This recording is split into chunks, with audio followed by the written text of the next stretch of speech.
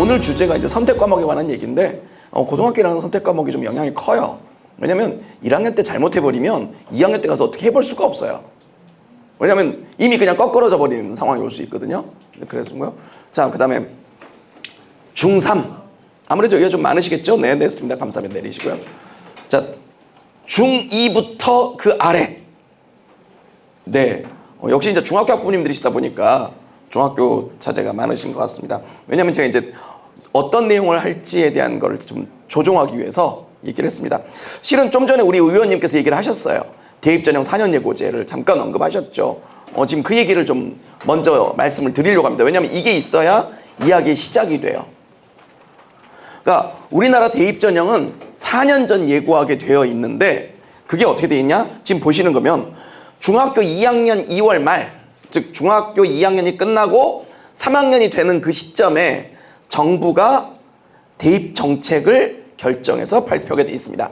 지금 여기 이제 제가 중2 아래를 한꺼번에 묶었는데 이 친구들을 묶은 이유는 이 친구들이 소위 말하는 고교학점제가 적용되는 친구들입니다.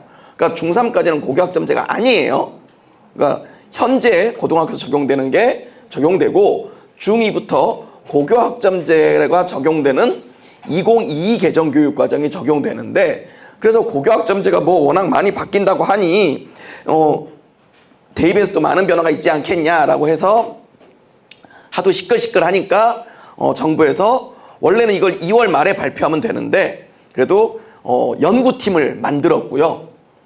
관련 여러 전문가들을 모아서 그 연구팀이 만들어낸 초안을 올 상반기 중에는 발표를 하겠다라고 얘기를 했습니다. 근데 뭐 이런 발표가 꼭 한다고 하면 그보다 조금 늦어요. 왜냐면 대입은 이게 워낙 민감한 주제라서 뭘 하나 살짝 바꾸려면 이것도 저것도 뭐 걸리적거리는 게 많아요. 그 극단적 모습을 보시는 게 요즘 뉴스입니다. 요즘 뉴스에 수능에 관해서 우리 용산에 계신 분이 뭐라고 한마디 하셔가지고 그게 뭐 잘했냐 못했냐를 떠나서 그러니까 그걸 보시면 솔직히 그 한마디로 얼마나 시끌시끌합니까? 그러니까 그렇기 때문에 그걸 결정하는 사람도 그걸 알아요. 그러니까 여기서 우리가 이렇게 멘트를 내면 사람들이 이렇게 생각하겠지.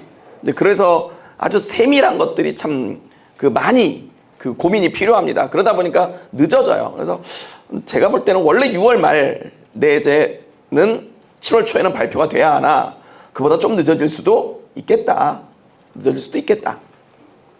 어쨌든 근데 그럼 그때 나오는 게 지금 중2 학생들의 확정이냐? 그게 아니고요. 아마 시안을 발표하고 하반기에 공청회 등이 진행되고 그 공청회 등을 바탕으로 내년 2월에 발표한다. 이런 일정이 돼 있을 겁니다. 그러니까 지금 나오는 얘기들은 시안 차원이다. 이제 그거고요. 그러면 요거는 실은 굉장히 큰 스케일이에요. 뭐 수능을 본다. 학생부를 반영한다. 뭐 이런 식의 아주 큰 스케일이에요. 그러니까 솔직히 거기서 뭔가 바뀌면 엄청난 변화인 건 맞는데 문제는 잘 안 바뀌어요. 왜? 워낙 큰 스케일이니까 뭘 바꾸는 것도 상당한 계기가 있어야 되거든요. 그래서 실은 저거는 매년 발표는 나는데 늘 똑같습니다. 특별한 이슈가 없으면 늘 똑같이 나와요.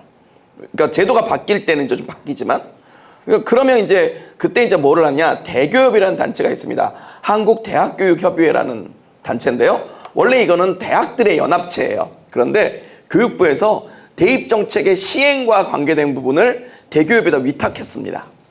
그래서 대교협에서 고등학교 1학년 8월 말에 이제 좀 더 구체적인 범위를 밝힙니다. 근데 여기까지도 대교협이 정부 정책이 이러하니 대학들은 이러이러하게 계획을 세우세요라고 하는 수준이에요. 우리는 지금 우리한테 중요한 건 뭐냐면요. 뭐 나라의 제도가 어떻게 되냐가 아니라 그래서 내 아들, 내 딸이 어떻게 대학을 가야 되는데 이게 중요하잖아요. 그러니까 거기까지는 여기에 별로 해당 사항이 없어요. 근데 저희 같이 이제 입시 분석하는 사람들은 저게 저렇게 되면 어떻게 되지 뭐 이런 거 고민합니다만은 실은 학부모님이 하실 일은 없어요. 학부모님이 하셔야 될 거는 제가 저기다가 이상한 색깔 칠하나였죠. 저게 제일 중요해서요. 대학들은 대교협에서 이제 너네들은 대학은 이렇게 전형을 짜라라고 하면은 저게 1학년 8월 말에 나오면 그로부터 6개월 동안 막 고민을 하는 거예요. 고민을 해서 대학별로 2학년 4월 말까지, 그러니까 고등학교 2학년 4월 말까지 우리 대학은 이 고2 학생들이 대학 갈 때 이러한 전형으로 학생을 뽑을 거다. 그리고 그거는 모집 단위별로 어느 과에서 몇 명을 뽑고 그 전형 방법은 어떻게 하고 전형에 특별한 자격이 있다면 이를테면 뭐 이런 자격이 있을 수 있잖아요. 학교장의 추천을 받아야 된다. 이런 것도 있을 수 있고요. 혹은 뭐 기초수급자 및 차상위 계층 이런 친구들이 있다. 이를테면 지금 동대문구에는 없습니다만은 뭐 농어촌 전형이다. 그러면 농어촌에 몇 년을 살아야 되느냐. 이런 자격들이 있어야 되겠죠. 그리고 가끔 대학들에 보면은 뭐 군인, 경찰, 소방관 이런 걸로 오래 근무하신 분들의 자녀는 또 그들의 특별 전형을 만들기도 하거든요. 그럼 그런 자격도 저때 나와야 돼요. 그리고 만약에 대학에서 수능 최저학력을 적용하겠다. 그럼 그것도 저때 나와야 돼요. 그리고 우리가 수능 시험을 보면 수능 성적을 반영한다. 당연히 그것도 정시에 반영하겠죠. 그러면 어떤 과에서 어떤 비율로 어떻게 반영한다를 내놔야 돼요. 그러니까 실제 부모님들이 또는 학생들이 궁금한 정보의 80% 정도는 언제 나온다? 고2 4월 말에 발표가 된다. 그런데 이 문제는 이 4월 말에 발표하게 되어 있는데 이게 사람이 하는 일이라 대학별로 다수의 대학들은 4월 말일 날 홈페이지에 올라옵니다. 그런데 우리 이 중에서 지금 토요일 날이기 때문에 직장 다니시는 분들이 오신 분들도 꽤 많으실 텐데 직장에서 일하다 보면 어떤 직원들은 일이 좀 늦을 때가 있죠. 그런데 5월 1일이 무슨 날이죠? 대학 그 행정 직원도 쉬워요. 그러다 보니 4월 30일 딱 올려야 되는데 늦어지면 5월 2일이나 5월 3일 날 올라오는 대학도 전국 대학 중에 소수 있습니다. 그러니까 확정은 이미 그때 된 건데. 그래서 저는 이제 고2 학부모님들은 언제가 좋냐? 어린이날. 왜? 애가 고등학교 2학년이면 어린이는 아니잖아요. 그냥 노는 날이지. 그래서 그날 여기도 이제 지금 크는 자녀가 고2가 되면 어린이날 관심 있는 대학에 입학처 홈페이지에 가서 그러니까 자 올해 4월 30일 날엔 그럼 뭐가 나왔냐? 대학 입시는 항상 대학 입학연도로 표시를 하거든요. 그러면 2023년에 고2인 학생들이 대학을 가는 건 언제예요? 2025년이죠. 2025년 3월에 입학을 해야 되죠. 그러면 올해 어린이날 각 대학 입학처에 가셔서 2025 하고 검색을 하면 대학별 시행계획이 홈페이지에 떠 있었을 거라 이거예요. 그거를 받아서 보시는 겁니다. 그러면 지금 중학교 3학년인 학생이다. 그러면 2027 대입이 되는 거죠. 그러니까 지금 중학교 3학년 학생이라면 당연히 고등학교 2학년 때 이제 가서 2027 하고 검색을 하면 나올 거다. 그래서 어린이날 보면 된다. 왜? 그거 솔직히 하루 이틀 일찍 본다고 대학 가는데 더 보탬되는 건 아니거든요. 솔직히 대학은 고3 때 원서 쓰고 대학 가는 거니까. 그리고 나서 대학들은 이제 아까 제가 보면 거의 80%쯤이 저 시행계획에 나온다 그랬잖아요. 그런데 뭐가 없냐면요. 며칠 날 원서 접수하고 며칠 날 면접 보고 며칠 날 합격자 발표하고 뭐 이런 거 있잖아요. 이런 정보 같은 경우는 저 계획에 없어요. 그래서 그것까지 확정해서 나오는 게 고3 때 수시 모집 요강이다. 그러니까 저거는 원서를 쓰고 물론 저기에 이제 빠져있는 몇몇 세부적인 것들이 추가되긴 해요. 그래서 20%가 추가되지만 실제 학부모 입장에서 준비하기에 필요한 거는 솔직히 면접 날짜가 몇 월 며칠인 게 뭐 특별히 준비에 영향을 미치나요? 그건 아니죠. 합격자 발표를 몇 월 며칠 하는 게 뭐 우리 아이가 대학 입시를 준비하는 데 영향을 미치는 주요 정보는 아니잖아요. 그래서 그런 정보들을 대부분 고2 때 나온다로 보시면 됩니다. 그러면 제가 이제 이 얘기를 이렇게 길게 하는 이유는 우리가 뭘 하려면 그래도 좌우지간 대입 구조를 어느 정도 알아야 뭘 할 거 아니에요. 그래서 제가 대입 구조를 좀 말씀을 드릴 텐데 이 대입 구조의 내용은 그러니까 어디까지가 최신 상황이다. 올해 고2 학생들 발표한 것까지가 최신 사항이다. 그러니까 2025 대입. 그러니까 그 이상은 누군가 얘기하면 뭐다? 그냥 카더라 통신이에요. 카더라 통신이다. 왜? 아직 안 나왔으니까. 나올 수가 없죠. 자, 그래서 봤더니 수시 모집과 정시 모집이 있어요. 뭐 이건 다 아시죠? 수시 모집을 봤더니 학생부 교과, 학생부 종합 뭐 이런 거 있는데 인원을 딱 보니까 학생부 교과 전형이 무려 15만 명이나 뽑더라. 전년에도 한 15만 명 뽑았구나. 이거죠. 제가 이걸 두 개를 비교해 드리는 이유는 뭐냐면 이 정도 뽑는 게 늘 이만큼 뽑는다. 늘 이 정도 뽑는다.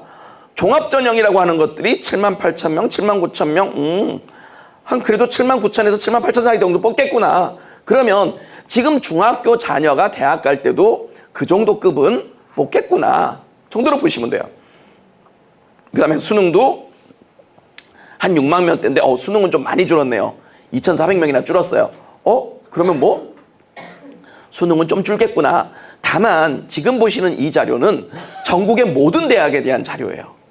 그러니까 저기 서울에서부터 제주도까지 있는 모든 대학에 있잖아요. 그걸 합친 거예요. 근데 우리 동대문구에서 그까지 관심이 없어요. 솔직히 중학교 2학년이 나는 지금 전라남도 무안군에 있는 어느 대학을 가겠다. 뭐 경남 고령시에 있는 무슨 대학을 가겠다. 이런 생각을 할 확률은 거의 제로에 가깝죠. 그래서 자 실제로 제가 그래서 그냥 퍼센트 크게 보이시려고 그냥 넣어놓은 거예요. 요게 파란색이 정시, 연두색이 수시예요. 지난 5년간 비율을 보세요. 대강 비슷해. 이거죠? 그거 보시라는 거예요. 자, 요게 뭐냐면 수도권의 수시예요. 우리는 여기서 수도권을 보는 이유는 수도권 하면 어디예요? 서울, 경기, 인천. 여기입니다. 이제 여기서부터는 실제 대학을 많이 진학을 해요. 근데 요로 봤더니 판세가 좀 바뀌었어. 학생부 교과가 아까는 전국 기준에서는 학생부 교과가 압도적이었죠. 그런데 여기 보세요. 교과는 늘 2만 7천 명, 종합은 한 3만 8천 명에 이쪽 저쪽. 그래서 뭐가 더 많아? 종합이 더 많아. 그리고 교과 종합이 2만 7천, 3만 7천인데 자, 그럼 정시는, 수능은 요거는 한 4만 명. 수능이 많네? 하는 건 보이시죠? 자, 수능이 많은 건 맞아요. 근데 여기까지도 지금 중학교 학부모님들 눈에는 안 들어와요.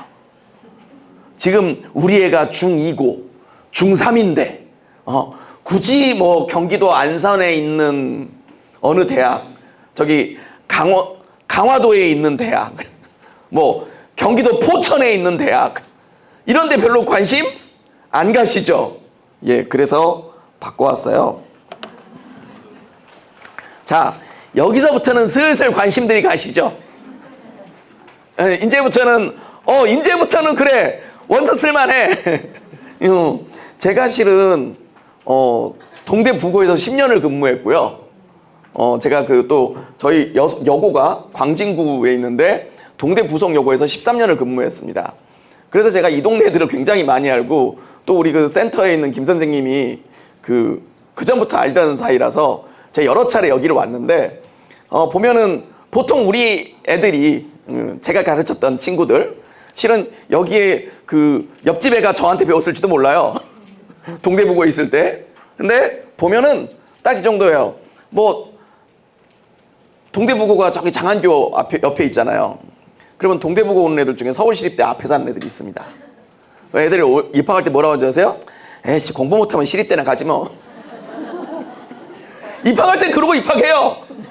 입학할 때는 그러다가 시간이 흐르면 지날수록 시립대가 엄청 가기 힘든 대학이었구나. 그러다가 또 저희 여고는 광진구 구이동에 있다 보니까 건대가 바로 옆에 있습니다. 여학생들이 3학년 원서쓸 되면 뭐라고 하세요? 선생님 건대 합격하면 저는 3보 1배로 등교를 하겠습니다. 심지어 어떤 학생은 그래요. 자기 집에서 종이 비행기를 날려도 건대로 떨어진대요. 그래서 자기는 꼭 건대를 가야 된대요. 바로 실제 건대 바로 옆에 사니까. 예전에 제일 험한 학생이 자기 집에서 아파트 높은 층에 사니까 자기 창문에서 투신 자살을 해도 건대로 떨어진다고. 자기는 꼭 건대를 가야 된다고. 뭐 그런 학생들이 있는데 실제로 지금 이 대학들이 굉장히 가기 힘든 대학입니다. 지금 이 정도 대학을 가려면요. 쉽게 말해서 대한민국 상위 10%에 들어야 됩니다. 여기까지 들어오면 여기 아무 데나 가도 10%예요. 그러니까 여기 있는 것 중에 제일 허접하다 하는 대학에 제일 허접한 과를 붙었다. 그래도 대한민국 상위 10%입니다. 그러니까 그런데 자 이제 그래도 지금은 중학교니까 요게 눈에 들어오죠. 이제 요거 갖고 얘기하겠습니다. 일단 교과를 보니까 쭉 있는데 5,600명을 뽑네요. 2025입니다. 이거. 그리고 종합은 17,000명을 뽑고요. 논술은 4,000명을 뽑고요. 수능은 2만 명을 뽑습니다. 수능이 제일 많이 뽑죠. 이제 여기서 착각을 일으킵니다. 수능을 많이 뽑네? 수능이 제일 좋은 건가? 아닙니다. 그걸 보시려고 요 뒤에 자료를 가져왔습니다. 12개 대학의 수능 위주 전형 합격생 비율입니다. 2016 개입부터 2020 개입까지의 5년간의 추세인데 자 색깔 보실 줄 알죠? 재학생의 비율이 어떻게 되고 있습니까? 자, 그 2020 이후로 또 바뀔 수 있지 않느냐? 최근에 이런 자료가 나왔었습니다. 재수생의 고3 학생들 비율이 서울대, 연고대 입학 비율이 높다. 그래서 2020년 이후에 자료만 통계를 낸 겁니다. N수생의 비율이 61.2%다. 이 세 개 대학에. 그런데 어떻게 했냐? 2016부터 2018 비해서 7.5%포인트가 늘었다. 라는 겁니다. 그리고 요즘 또 애가 공부 좀 했다 하면은 꿈꾸는 모집 단위가 있습니다. 의대죠. 의학계열. 이렇게 되어 있습니다. 지난 4년 동안 정시 의대 신입생 선발 결과. 솔직히 그 요즘 그 시끄러운 무슨 문제 내냐 내지 마냐 이러고 있잖아요. 그거 솔직히 다 필요 없어요. 그거 오직 하나예요. 의대 변별용이에요. 그 문제들은 실제 제가 수능 출제도 해봤거든요. 그 가면요 딱 이거예요. 이 문제 그렇게 꼭 굳이 어려운 문제 내야 돼? 압니다. 매우 어려운 거 출제위원들이 모르지 않아요. 알아요. 검토위원들도 알아요. 다 알아. 근데 마지막에 딱 한마디예요. 근데 그러면 의대 가는 애들은 뭘로 구별해 줄 거야? 의대 가는 애들의 변별이 필요하잖아. 그런 이유로 만들어요. 그러니까 그 문제 안 만들면 이제 의대가 수능으로 변별되기가 어려울 수 있다. 라는 고민이지 솔직히 의대를 제외한 나머지에 지원한 학생들은요. 그 문제 그냥 틀리면 돼요. 맞출 필요가 없어요. 저는 그래서 저희 애한테 그냥 그랬어요. 야 그런 문제는 풀지 마. 저는 저희 애가 수능 볼 때 딱 그랬어요. 야 딱 봐서 이상하게 어려운 거 있으면 그냥 넘겨. 네가 풀 거 아니야. 왜냐면 저희 애가 공부를 잘하는 애가 아니었거든요. 저희 애가 그냥 딱 중간 정도 한 애거든요. 그래서 저희 애가 딱 시험을 봤을 때 저희가 언제 시험을 봤냐면 무지하게 어려워가지고 평가원장이 사과한 적도 있는 그 시험을 봤어요. 근데 그 시험을 딱 보는데 시험지 중간에 나오니까 지문을 한 2줄 읽더니 이런 거 몰라? 하고 바로 넘겨버렸어요. 그리고 뒤를 풀었어요. 시간이 남았어. 시간이 남아서 그냥 그 앞에 있는 것 중에 이렇게 국어 같으면 시험지가 여러 개 세트로 묶여 있잖아요. 그 중에서 쉬워 보이는 거 한두 개만 딱 풀고 나머지는 빵빵빵 찍고 즐거운 마음으로 잤어요. 남은 시간이 남았으니까 자야지. 지가 할 게 없잖아요. 그래서 남들이 시험을 못 보는 바람에 걔가 성적이 높아졌어요. 왜냐면 다른 애들이 그거를 풀겠다고 막 버리적거리다가 뒤에 시간 관계를 못한 아이들이 나온 거죠. 근데 걔는 이제 그냥 쳐다보자마자 이런 건 몰라 하고 바로 넘겨버렸으니까 시간이 남았고 그러니까 뒤에 있는 문제 중에서 쉬운 문제들도 있을 거 아니에요.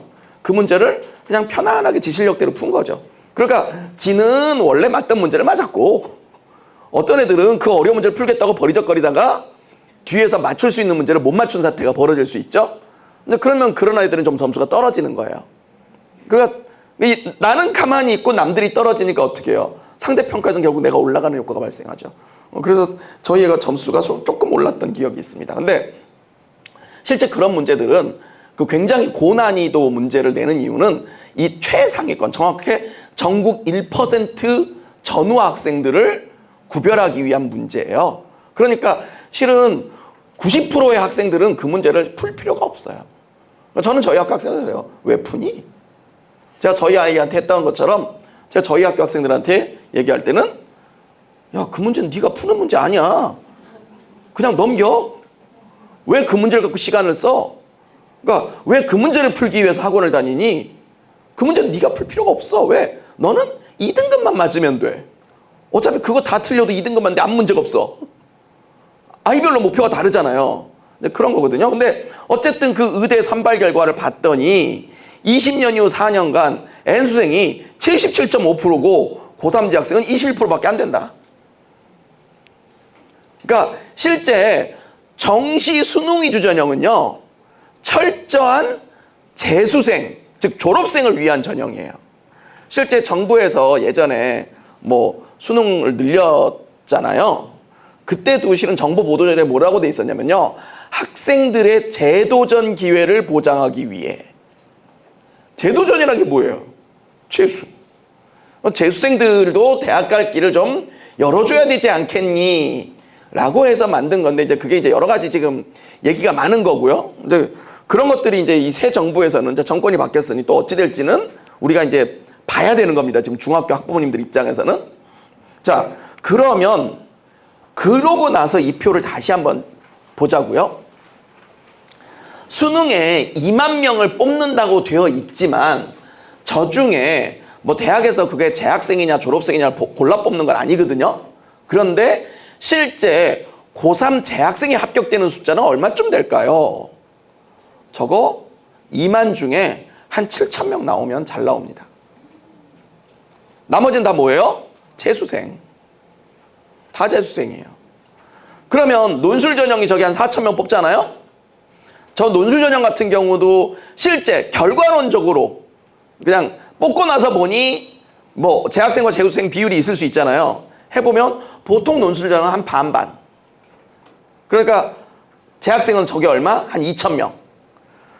학생부 교과 전형은 거의 10%를 제외한 나머지가 다 재학생이에요. 90%가 재학생이에요. 그러니까 5,600명 뽑는다고 돼 있잖아요. 그럼 저 중에 재학생의 인원 한 실제로 한 5,000명. 자, 종합전형 17,000명 뽑죠? 저기도 한 15% 정도가 졸업생이에요. 그러니까 최소 15,000명. 그러면 이거 숫자를 다시 읽으면 교과 5,000, 종합 15,000, 논술 2,000, 수능 7,000. 그래서 학교에서는 대학 입시를 학생부 중심으로 대비하라고 얘기하는 거예요. 왜?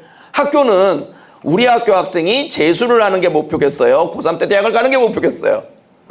고3 때 대학을 가는 게 목표여야 되잖아요. 그러니까 학교는 학생부 위주 전형을 해라. 아, 그러면 그래도 재수를 꼭 하고 싶으면 뭐 간단합니다. 4천 준비하시면 됩니다.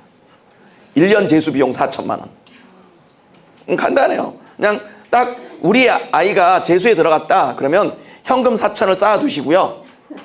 현금 4천을 쌓아두시고 그 돈을 아이가 이제 재수하면서 드는 각종 학원비, 학원도 밥 먹어야 되잖아요. 급식비, 교재비 뭐 이런 것들로 쭉쭉 빼서 쓰시다가 돈이 다 떨어졌네 할 때쯤 되면 정시원수 접수가 돼 있을 거예요.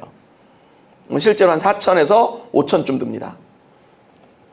그래서 저희가 보통 학교에서 재학생들은 학생부 위주 전형으로 대학을 가라 라고 얘기하는 게 그런 거예요. 자, 그래서 이제 이런 거 보신 거고요.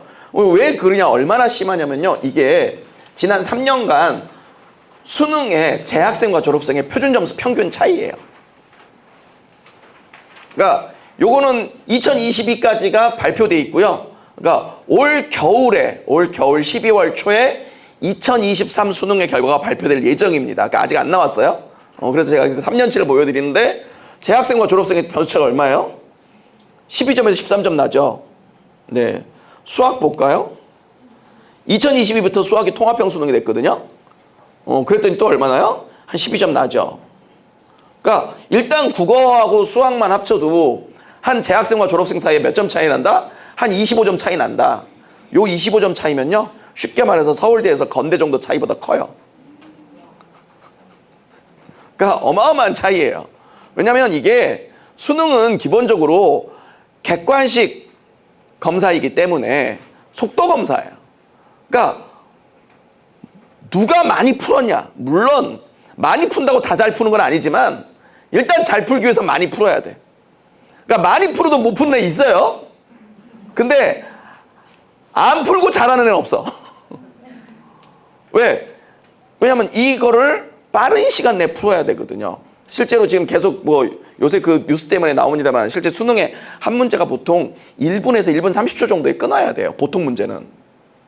그러니까 그런 정도의 시간에 끊기 위해서는 속도가 필요하고 속도를 내기 위해서는 결국은 많은 양의 연습을 해야 되는데 그 많은 양의 연습은 결국 시간이고 그러니까 재수하면서 1년 더 연습을 하는 거예요.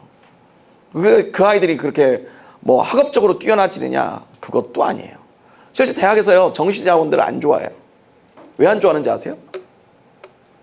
대학에서는 어떤 학생이 좋은 학생이겠어요? 일단 입학을 했어. 자 일단 입학했으면 다 우리 학교 학생이잖아요. 그럼 누가 좋은 학생이겠어요? 학점 좋은 애. 걔가 좋은 학생이라고 볼 수 있다. 맞죠? 그 다음에 우리 학교를 끝까지 잘 다니는 애. 얘가 좋은 학생이다. 맞죠? 이게 가장 대표적인 두 가지 지표입니다. 대학에서 학생들을 선발하는. 실제로 아마 여기 부모님 세대 때는 대학에서 그런 조사를 안 했을 거예요. 왜냐하면 입학생이 모두 한 전형이야. 모두 동일한 전형으로 들어왔잖아요. 그러니까 뭘 전형에 따라 차이가 있나 볼 필요가 없어. 근데 요즘은 입학생의 전형이 다양하죠.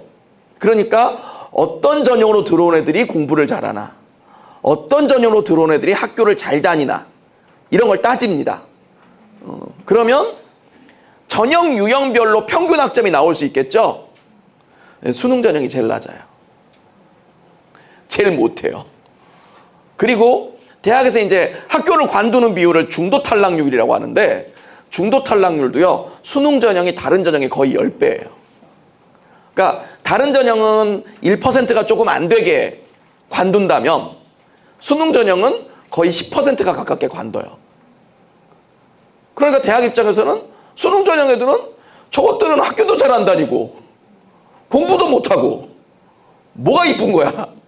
실제 제가 이제 모 대학에 아까 논술 얘기했잖아요. 논술은 실제 시험을 내면 대학 교수들이 출제를 하는데 이게 고등학생들이 풀 수 있는 문제냐 이거를 확인해야 되잖아요. 그래서 고등학교 선생들이 검증위원으로 들어가요. 근데 고등학교 선생들이 문제를 그럼 봤잖아요. 보고 나오면 돼요 안 돼요? 안 되잖아요. 그래서 저희가 일단 보면 거의 갇혀요. 저 갇혀요. 그러니까 제가 뭐 요 근처에 있는 여러 대학에 때문에 갇혀봤는데 이제 갇히면 일단 문제를 처음에 교수님들이 내시면 저희들이 보고 아, 이 문제는 이러이러해서 고등학교 수준에서 안 다루는 지식이 여기 개입돼 있다. 또는 저희가 볼 때는 이건 아이들이 수준에서 너무 어떻다. 뭐 이런저런 얘기들 뭐 막 의견을 냅니다. 그러면 이제 또 교수님들이 그걸 반영해서 막 고쳐요. 그래서 이제 문제가 다 완성이 됐다. 자, 문제 세팅. 그럼 그 다음에 뭐 해야 돼요? 한 만 몇천 명 내지 2만 명이 시험을 봐야 되니까 인쇄를 돌려야 되잖아요. 인쇄도 그 안에서 돌려요. 그 안에 이제 막 갑자기 그 사무실 쓰는 이따만한 인쇄기 있잖아요. 그게 한 열 몇 대가 쫙 들어와요. 그럼 거기서 열심히 돌려요. 그럼 열심히 인쇄기를 돌리는 동안 당연히 그 인쇄하시는 분이 따로 있죠. 그러면 출제한다는 사람들은 뭐예요? 할 일이 없죠. 그럼 저희끼리 놉니다. 나갈 수 없으니까. 저희끼리 방에서 이제 놀아요. 그래서 방에서 노는 동안 같이 간 선생님이 이제 그 교수님들한테 물어봤어요. 교수님, 혹시 학생들의 입학 전형을 아십니까? 그러니까 우리 학과 학생이 이렇게 뭐 50명 있다, 30명 있으면 누구는 무슨 전형, 누구는 무슨 전형 이걸 아느냐? 그랬더니 모른대요. 알 수는 있는데 왜 알 수 있냐? 학생 카드에 보면 써져는 있대요. 근데 그걸 보지 않기 때문에 모른대요. 뭐 특별히 조교가 뭐 이렇게 정리해 주는 것도 아니고. 근데 좀 있으면 알게 된대요. 왜 하냐? 어떻게 합니까? 그랬더니 그러더라고요. 저기 수업 들어가면요. 강당 교탁 앞쪽에 있는 애들이 학생부 전형이고요. 저 뒤에다가 등 붙이고 있는 애들이 수능 전형이에요. 그러니까 딱 가면은 어떤 애들은 맨날 앞에 있어.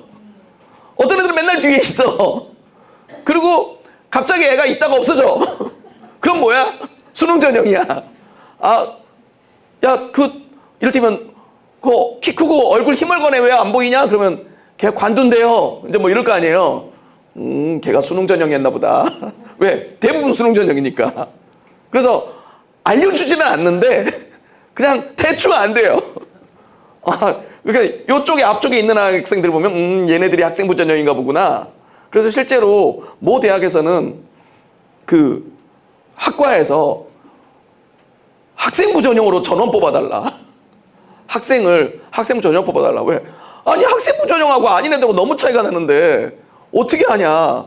그래가지고 입학처가 교수님 그러시면 안 됩니다. 그래도 전형별로 다 뽑아야 됩니다. 그러니까 전형별로 이렇게 되면 좀 인원은 적더라도 그래가지고 그에 겨우겨우 합의 본 게 정시는 안 뽑고 수시는 다 뽑는 걸로. 그러니까 수시면 교과, 종합, 논술 이거는 다 뽑는 걸로. 뭐 그랬던 적이 있습니다. 그래서 그 다양한 대학들이 있어요. 물론 이제 그런 대학들이 최근에 정부가 수능 40%를 요구하면서 그걸 채우려고 하다 보니 어쩔 수 없이 이제 다 정시를 뽑고 있는데, 그러니까 그 교과 교수님들이 쟤네들 안 뽑았으면 좋겠는데 왜? 생각해보세요. 내가 강의실에 50명이 들어갔는데 그중에 저기 20명이 학점 낮은 애들이 들어와 있어. 차라리 걔네들 10명만 뽑고 40명을 학생부 전형으로 뽑으면 학점 좋은 애들이 들어올 텐데. 그래서 요즘 대학들이 정시 전형을 그렇게 좋아하지 않아요. 그런데 그러니까 뭐 이렇게 점수가 차이가 나도 대학에서는 수능 점수 높으면 뭐래. 그러니까 실제 수시 학생부 전형하고 정시 수능 전형하고 수능 성적을 비교하면 정시 수능 성적이 훨씬 높죠. 당연히 높아요. 높으면 뭐래. 대학 가서 공부를 못하는데. 그러니까 대학 교수님들이 수능 성적 높은 게 아이의 능력을 보장하지 않는다. 왜? 수시로 온 애들도 수능을 받고 보기는 보잖아요. 정시로 온 애들 수능을 봤는데 그러면 걔네 수능 성적은 정시로 온 애들보다 훨씬 낮거든요. 그런데 수업해보면 훨씬 잘하는데 얘네들이?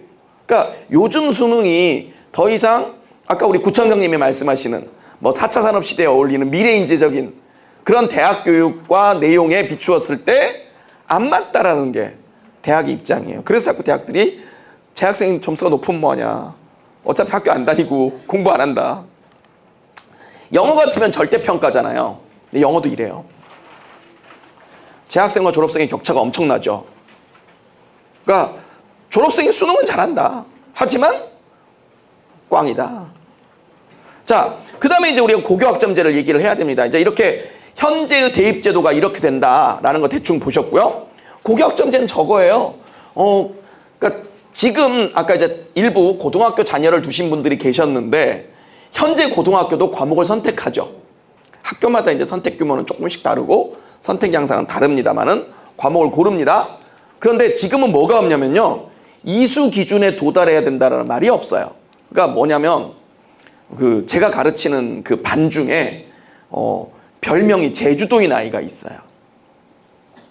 집이 제주도냐고요? 아니요. 걔 학교 근처에 살아요. 고향이 제주도냐고요? 아니요. 걔 그 동네에서 태어났어요. 그런데 걔는 왜 제주도냐? 아이가 6교시 내지 7교시에 등교를 해요. 그래서 애들이 걔네 집은 제주도여서 제주도에서 등교하느라고 맨날 6교시나 7교시에 온다. 즉 남들을 나가는 시간하고 똑같은 시간에 나와서 그 어떻게 하면 학교에 6교시나 7교시 올까? 집이 제주도여야 가능하다. 그래서 애들 사이에서 별명이 제주도예요. 그러니까 지는 지 별명이 몰라. 왜? 학교를 안 나왔잖아요. 누가 지 별명, 그러니까 제가 가서 출석 부르면서 야, 얜 왜 없니? 그러면 선생님 제주도요. 아, 걔. 이럴 뿐이지 그 아이는 그걸 들은 적이 없잖아요. 자, 그런 아이가 뭐 혹시 학교 다니실 때도 그 다니신 학교도 혹시 있었습니까? 뭐 그런 아이가 간혹 학교에 있을 수 있죠. 근데 그런 아이도 지금은 졸업하죠. 근데 고교학점제 되면 그런 아이들은 이수 기준 미충족이 돼서 졸업을 못하게 됩니다. 그러니까 그 고등학교에 가면 이제 이수 미수가 생기는데 고교학점제 지금 중2 학생들부터 그 아래는 생기는데 그거는 뭐냐면 과목 결석 3분의 1 초과 그러면 미수예요. 그런데 과목을 3분의 1을 빠진다는 건 뭐예요? 되게 어려운 일이에요. 우리 보통의 학생들은 어때요? 학교를 매일 가죠. 매일 가는데 어떻게 과목을 3분의 1을 빠지죠? 보통 일은 아니에요. 그러니까 근데 이제 그게 과목 단위다. 과목 단위로 따진다. 그래서 과목이 이수 미이수를 따지게 돼요. 그러니까 저희 학교에 있는 그 제주도 그 아이는 맨날 6교시나 7교시에 오니 1부터 5교시에 있는 과목은 다 그냥 결석이 무지하게 많겠죠. 근데 지금도 아이가 오긴 왔기 때문에 지금 제도는 결석은 아니거든요. 지각이지. 지금 제도상으로는 지각이에요. 맞잖아요. 오긴 왔잖아요. 6교시에, 7교시에. 근데 고교학점제 되면 그 친구들은 그 출석률을 뭐 단위로, 과목 단위로 따지게 되니 이제 미수가 될 거다. 그러니까 그러면 보통의 학생들은 걱정할 일이 없어요. 그리고 성취율 기준이 있는데 과목 성취율 전체의 40% 미만. 40% 미만이면 미수예요. 그러니까 보통의 정상적인 학생들은 40점을 넘죠. 40%를 넘어요. 그러니까 이게 40점은 아니에요. 왜냐면 선생님이 시험지가 어려울 수도 있고 쉬울 수도 있잖아요. 그래서 기준 점수를 정하게 돼 있어요. 몇 점까지가 A, 몇 점까지가 B, 몇 점까지가 C, 그리고 몇 점까지가 E. 그래서 40% 미만, 즉 미수, 그러니까 대학으로 말하면 F학점, F학점의 기준 점수가 정해지고 그 점수보다 낮으면 미수가 돼요. 한마디로 이 이수 미수는 정상적인 고등학생들에게는 아무 상관이 없는 얘기다. 그러니까 그거는 별로 걱정하실 게 없다. 다만 우리가 학창 시절을 떠올려 보시면 학교에 아주 그 생활이 불성실하고 지적 성취가 매우 떨어지는 그런 친구들 있잖아요. 그런 친구들은 걱정을 해야 돼요. 그러니까 전교에 몇 명. 그 대신 이게 그러면 미수해가지고 너 잘라 이게 아니고요. 그런 친구들을 위해서 보충과정, 예방과정 이런 것 등을 통해서 그 친구들도 그 국가가 정한 어떤 최소 수준 그 40%그 정도까지는 도달하게 하자라는 제도입니다. 그러니까 요 이수 기준은 공부 잘하는 아이들에게는 문제가 안 되고 아주 극단적으로 공부 못하는 아이들을 조금 더 공부시키기 위한 그런 제도다. 그러니까 대부분의 중학교 학부모님들이 신경 쓰실 일은 없다. 그런 겁니다. 자, 그래서 이런 고교학점제가 진행이 되는데 이제 고교학점제가 하도 이제 사람들한테서 막 겁을 많이 먹으니 정부에서 단계적으로 적용하겠다. 그래서 여기 고등학교 입학연도예요. 그래서 25년 입학생, 고등학교 25년 입학하니까 지금 중학교 2학년인 겁니다. 중학교 2학년부터는 고교학점제를 전면 적용하고 그리고 지금 중3과 지금 고1 학생들은 고교학점제 중에 일부를 그 고교학점 중에 일부를 미리 적용한다. 그 일부가 뭐냐면 여기 보면 192학점이라고 돼 있죠. 그 192학점을 미리 적용한다. 원래는 얼마였는데 204 단위였는데 한다. 이런 거예요. 그러니까 그럼 얘네들은 요게 192가 되면은 다 고교학점제 제도가 적용되나요? 아니요. 그것만 192만 땡겨왔고 나머지는 다 기존 거 그대로예요. 그러니까 아까 바뀐 거는 제일 크게 바뀐 게 이수 미이수라 그랬잖아요. 그러니까 이수 미이수는 언제부터 나온다? 25년부터 나온다. 그래서 여기 전과목 미이수제 도입이라고 돼 있는 게 이거예요. 25년부터예요. 그리고 엊그저께 또 뭐가 보도가 나왔었죠. 근데 실은 그게 별게 아닌 게요. 이미 요게 나올 때 이렇게 써져 있었어요. 모든 과목의 성취평가제를 하는데 공통과목은 9등급을 평기한다. 공통과목이라고 하는 건 1학년 때 배우는 과목입니다. 1학년 때 배우는 공통과목은 그러니까 공통과목은 누구나 다 배우는 거예요. 선택하는 거 아니에요. 그러니까 국어, 영어, 수학, 뭐 통합사회, 통합과학 이런 거거든요. 그러니까 이거는 모든 학생이 다 배워야 돼. 그래서 얘는 상대평가 등급제를 하고 근데 상대평가 등급제라는 것은 원래는 전체 수강생의 4%가 1등급 누적 11%까지가 2등급 이렇게 계산하거든요. 그러면 학생들이 과목을 고르라고 했을 때 어떤 과목은 숫자가 많아. 어떤 과목은 숫자가 적어. 그러면 학생들이 괜히 숫자 적은 과목을 고른 학생들이 우리가 불리한 거 아닌가라고 고민할 수 있거든요. 실은 그렇지 않아요. 왜냐하면 자 예를 들어 볼게요. 여기 300명짜리 학교가 있어요. 우리 학교 학생 중에 250명이 A 과목을 듣고요. 50명이 B 과목을 들어요. 그렇게 고를 수 있겠죠? 뭐 몇 개를 골랐는지 좌우장 그렇게 골랐어요? 그러면 이 250명짜리 과목에서는 10명 4%니까 10명이 1등급이에요.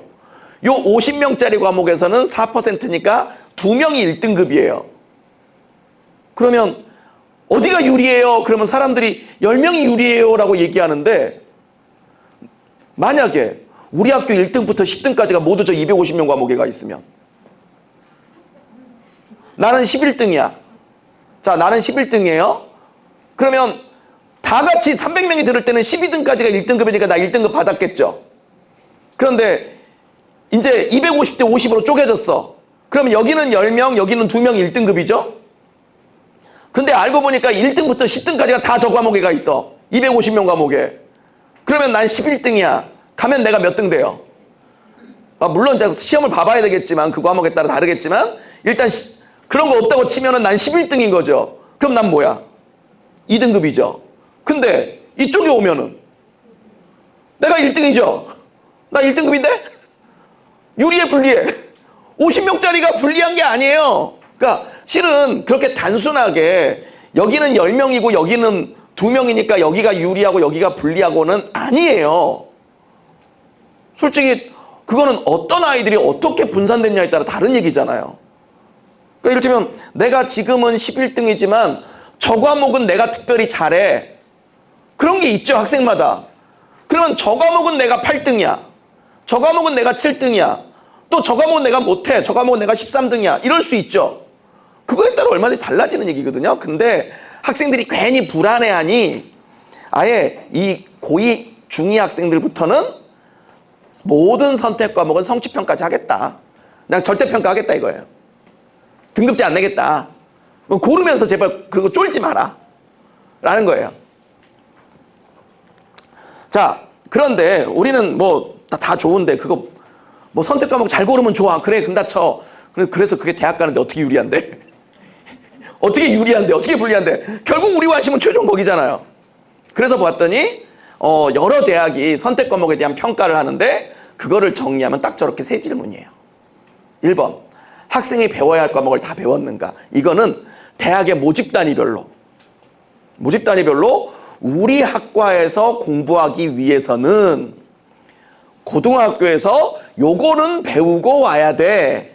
이런 과목이 있을 수 있죠. 기초 지식을 배우고 와야 되잖아요. 그 과목을 배웠냐 안 배웠냐 이거예요. 이건 주로 자연계 쪽 모집 단위에서 수학과 과학 쪽에 있습니다.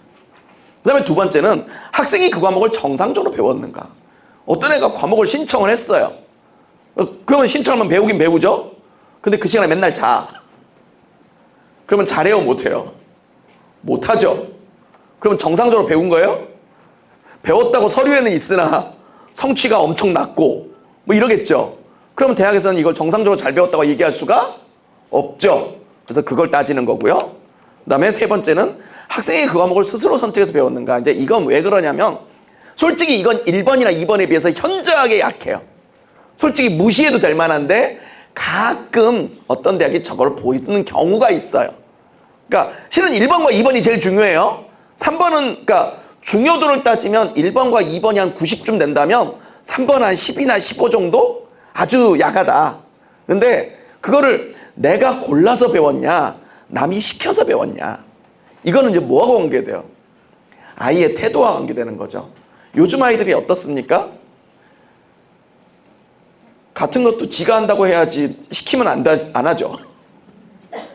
근데 그런 아이들이기 때문에 그런 거를 태도적으로, 근데 실은 아무리 골라서 배웠어도 안 배운 것보다는 나은데, 그러니까 뭐 억지로 배웠어도 안 배운 애보단 나아요.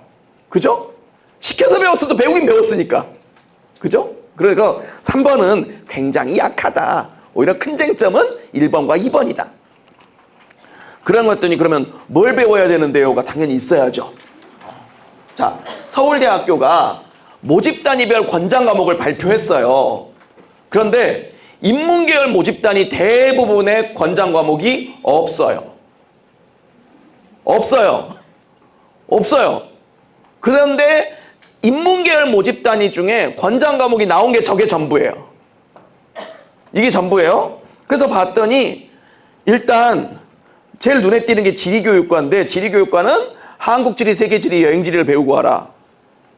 말이야 방구야. 솔직히 지리교육과는 지리선생들은 찾아내잖아요. 지리 선생 되겠다는 친구한테 지리를 배우고 와라.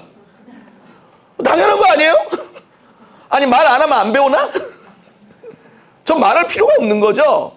그래서 야, 25년부터 제시 안 해. 뭐 말 안 하면 모르냐? 당연한 거다. 이거예요. 자, 그럼 그거 지웁시다. 우리 25년부터는 지워요. 어차피 저거 있으나 없으나 지리 배워야죠. 지리 선생 되겠다는 친구가 지리로 안 공부하고 가면 돼요? 말이 안 되는 거죠. 자, 그러면 봤더니 어느 단어가 보이세요? 경제란 단어가 키워드죠. 근데 옆에 뭐가 있어? 요 미적분 과목이요. 옛날로 말하면 이과생들 수학이에요. 그러니까 상경계열 모집 단위를 올려는 친구들은 수학을 좀 더 공부하고 와라. 이거예요. 그러니까 전통적 문과생 수준이라면 현재 2015 개정 교육과정에서 자, 지금 여기 중학교 2학년부터는 교육과정이 바뀌어요. 과목명이 바뀝니다. 그러니까 현재 과목명으로 일단 말씀을 드릴게요. 자, 전통적인 문과생이 배웠던 수학 있죠? 그거는 어느 정도냐면요. 공통과목 수학 배우고 수학 1 배우고 수학 2 배우고 확률과 통계까지 배우면 전통적 문과생 수학이에요.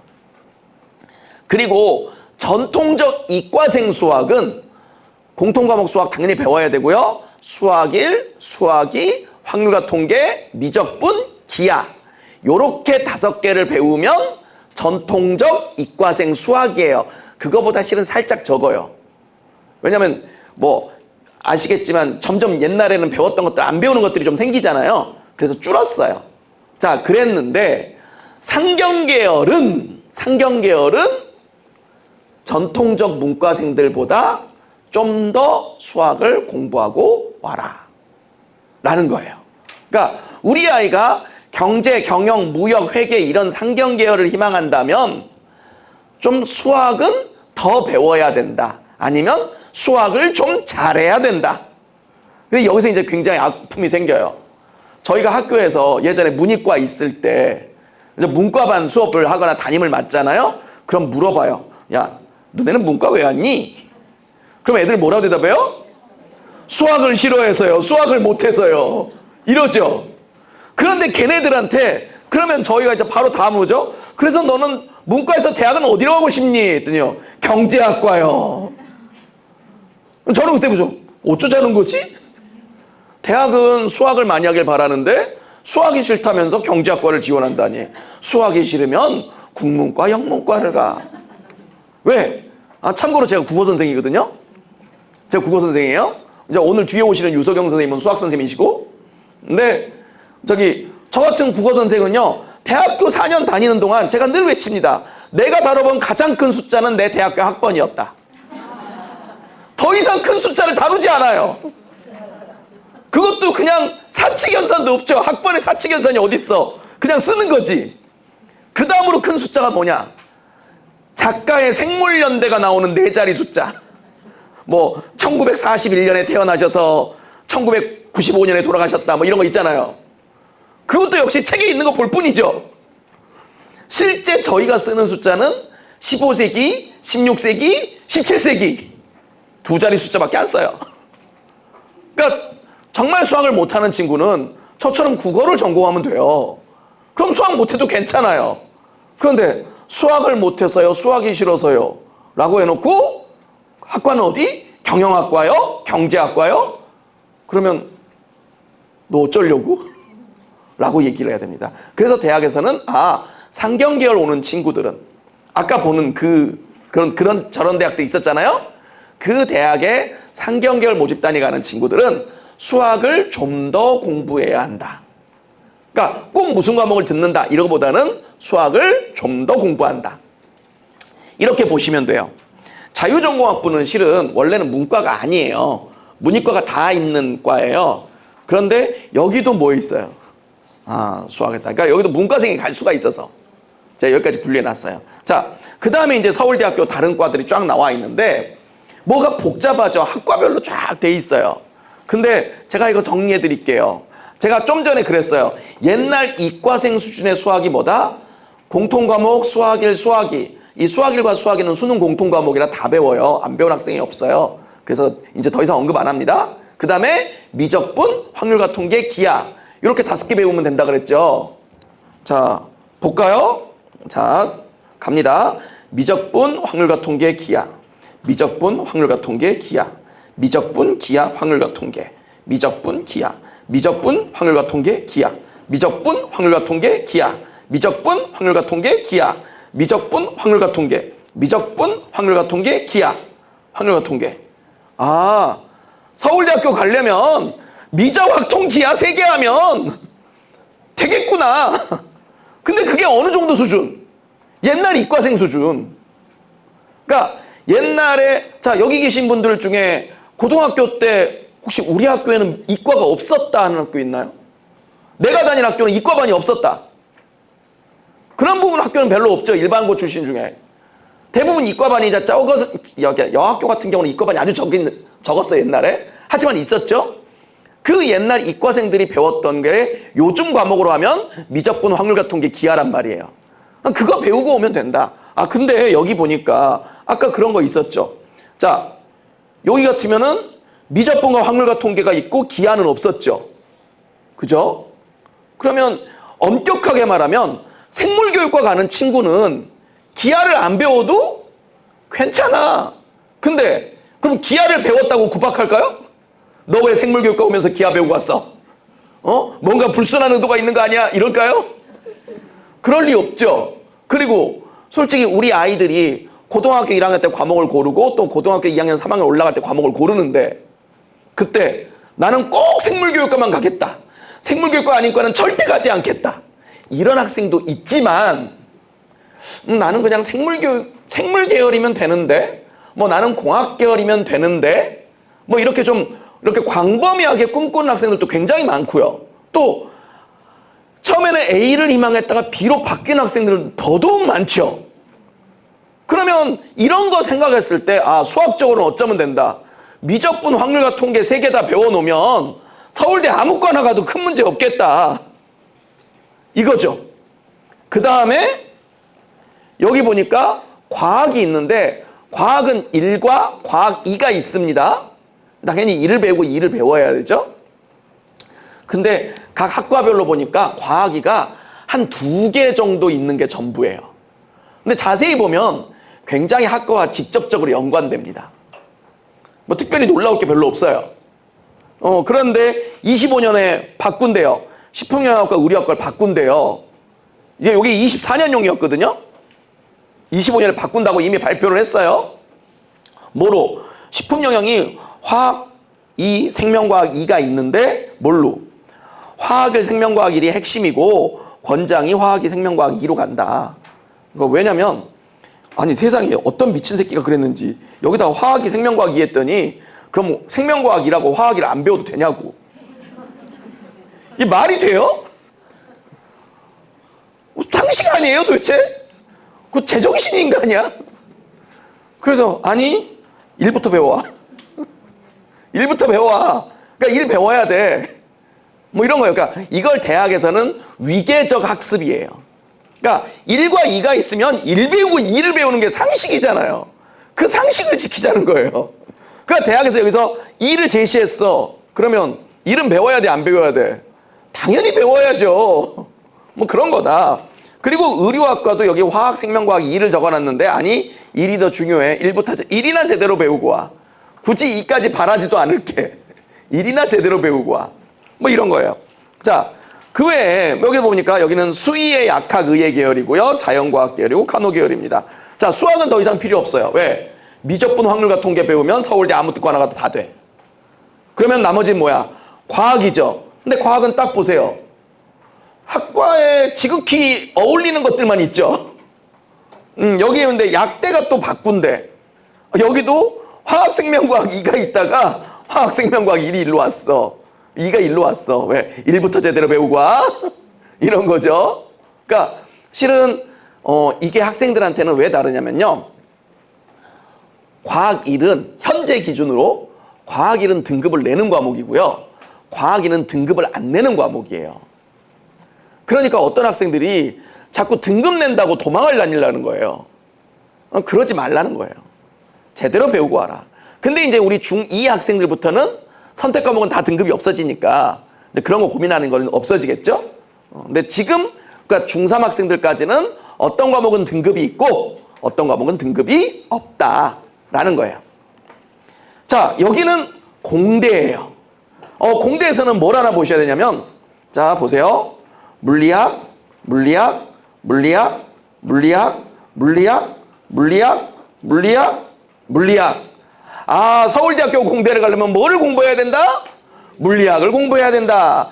특히 오해하시면 안 되는 과가 대표적으로 여기 있어요. 화학생물공학부.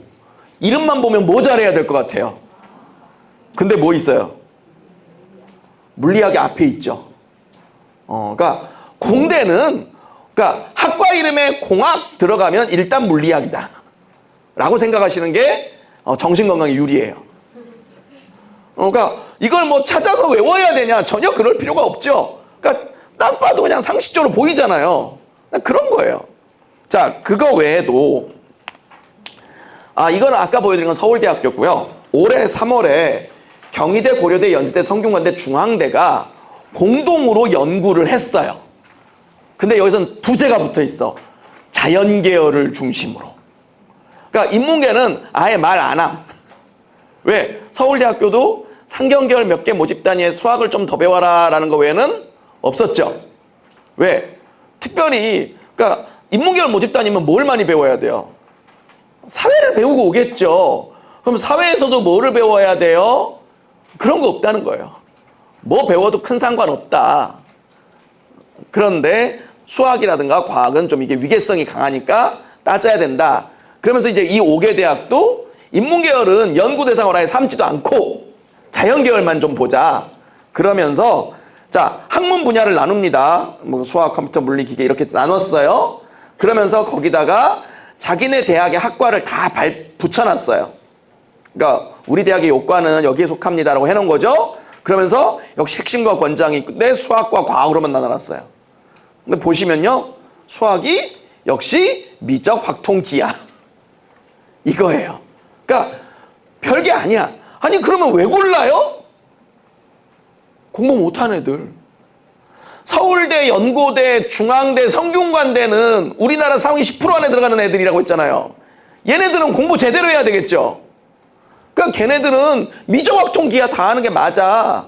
근데 아니 우리 애들이 모두 서울대 갈 수 있으면 참 좋겠지만 엄마 입장에서는 내 아들이 서울대 가면 내 딸이 서울대 가면 좋겠지만 현실적으로 서울대는 전국에서 3,500명밖에 입학을 못 하잖아요. 그러면 분명히 우리는 누군지 모르지만 어느 집 아들과 딸은 소위 말해서 서울 바깥에 있는 대학도 가고 저기 지방인 대학도 가겠죠. 그죠? 그런데 가는 애들이 그럼 모두 저만큼을 배워야 되느냐? 그건 아니죠. 오히려 그 친구들은 그거보다 조금 덜 배워도 괜찮아요. 그리고 어떤 모집 단위, 이를테면 아까 보신 것 중에 대표적으로 여기 간호학과 있단 말이에요. 간호학과. 간호학과 같은 경우는 생명과학 정도만 배우고 오면 된다. 굳이 이를테면 물리학을 꼭 배워야 되느냐? 안 배워도 된다. 즉 어떤 모집 단위는 안 배워도 된다지. 그러니까 보편적인 자연계열 모집 단위의 상위권인 학생들은 옛날만큼 배우면 된다. 이거예요. 그러니까 옛날에 배우던 것보다 더 배우란 얘기는 안 한다. 그만큼은 배우고 와라.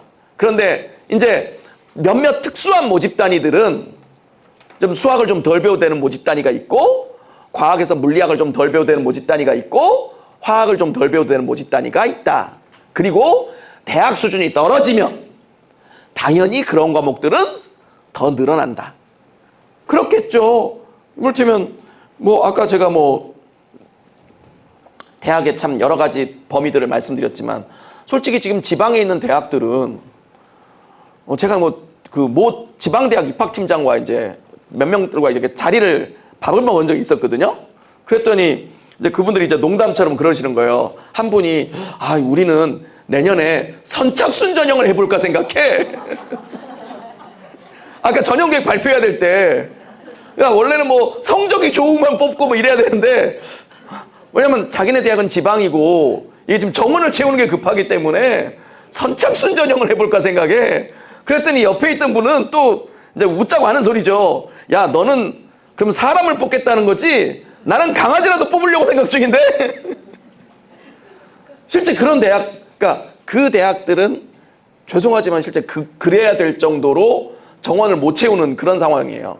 그러면 정원을 채우기 위해서 정말 사람이면 무조건 뽑아야 된다. 이런 대학이 뭐 수학을 뭘 배웠니, 과학을 뭘 배웠니 따지겠어요? 아니, 고등학교 졸업장 있으면 됐지 뭘 따져 하고 받겠죠. 그러니까 이걸 보시면서 아니 도대체 뭘 고르라는 거예요. 근데 그 고르라는 게 그러니까 그런 기본적인 내용은 크게 달라지는 게 아니다. 달라지는 게 아니다. 그러니까 오히려 지금 좀 공부를 좀 덜 하는 학생들은 좀 달라질 수 있다. 그리고 어떤 특수한 모집 단위를 지원하는 친구들은 달라질 수 있다. 이렇게 하면 어떤 아이는 아주 공부를 잘해요. 서울대 연고대를 당연히 갈 거라고 예상되는 그런 우수 자원이에요. 그러면 그 친구가 전자공학과를 가겠다. 그러면 수학에서 미적분, 확률과 통계의 기하를 배우고 물리학, 화학 이런 거를 열심히 공부해야 된다. 당연한 얘기겠죠. 그런데 그 친구도 사회도 배우거든요. 국어도 배우거든요. 영어도 배우거든요. 그러면 사회를 뭘 배울지는 네가 골라라. 그것도 있잖아요. 그러니까 이를테면 그 친구들은 과학은 이거 꼭 배워야 돼. 그런데 과학의 나머지 물리화학만 과학이에요? 아니잖아요. 또 사회도 있고 국어도 있고 영어도 있잖아요. 그거는 어느 만큼 어떤 과목을 배울지는 또 학생마다 달라질 수 있겠죠. 그런 부분들이 있는 게 선택이에요. 그러니까 그러면 여기서 제시한 과목들은 웬만하면 꼭 들어야 되지만 나머지 과목들은 어떻다? 좀 자유롭게 골라도 된다. 그런 겁니다. 자, 여기도 역시 건축 쫙 해가지고 학과별로 돼 있어요. 그러니까 여기 보시면 여기도 화공 해가지고 화공에 뭐 있어요? 물리학이 있죠. 그죠? 여기도 보면 의학 분야는 당연히 화학생명과학이 중요할 거라고 우리 당연히 알 수 있잖아요. 그런데 여기에 뭐 있어요? 물리학이 있죠. 물리학도 들으면 좋겠다. 약학도 화학생명과학이 중요해요. 당연한 거잖아요. 그죠? 근데 뭐예요? 물리학 정도도 원 정도는 들었으면 좋겠다.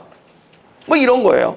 간호보건계열은 근데 물리학 하나도 안 들어도 괜찮다고 해놨고 확률과 통계고 미적분은 들으면 좋고 기하는 아예 없죠. 그러니까 이런 것들이 있다. 그러니 학생의 진로 희망에 따라 아주 명확하게 정해졌다면 이를테면 제가 여고에 있을 때 매년 그 학교에 한 10명 정도씩은 간호학과를 가겠다고 합니다. 그 학생들은 심지어 간호학과만 원서를 써요. 다수가. 그래서 어떻게 쓰냐면 야, 너 성적이 이를테면 간호학과도 서울에 있는 간호학과들은 굉장히 높습니다.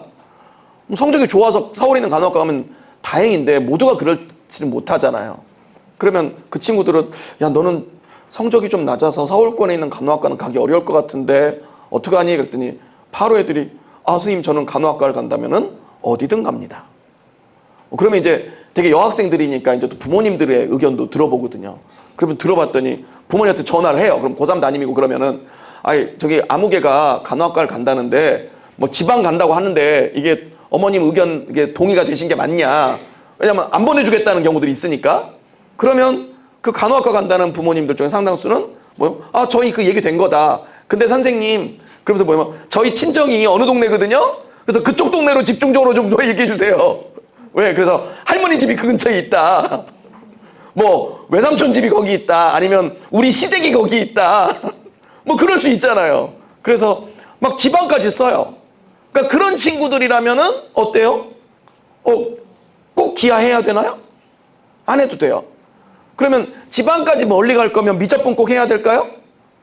안 할 수도 있겠죠. 그러니까 그런 게 어떤 학력 수준에 따라 달라지는 거다라는 거 생각해 주시면 좋습니다. 자, 그런데 이제 이 확률과 통계인데요. 고등학교의 확률과 통계가 수능 선택 과목이고요. 등급을 내는 과목이에요. 그러다 보니까 자연계열 친구들이 확률과 통계를 이수하지 않으려고 하는 경우들이 꽤 있어요. 근데 여기 자세히 보시면요.